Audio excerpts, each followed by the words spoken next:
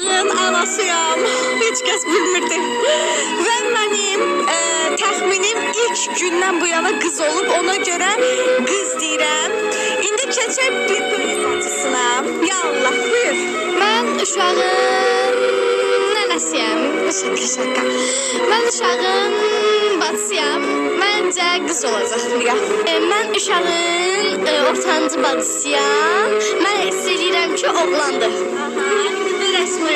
Mən uşağın bebisi qızıyam. Hiss edirəm ki, qızdır. Altı bacısıyam. Mən qız istəyirəm. Uşağın bebisi qızıyam. Hiss edirəm ki, qızdır. Arkadaşlar annem video atıp onun tahminine bakalım. Salam. Mən gələcək bebişin nənəsiyəm. Mən düşünürəm ki, adət ənənəyə olaraq qız olacaq. Mən uşağın bebisiyəm, qız istəyirəm. Mən uşağın bebisi qızıyam. Qız istəyirəm. Vay dada, nəsildə hamı qız istəyir.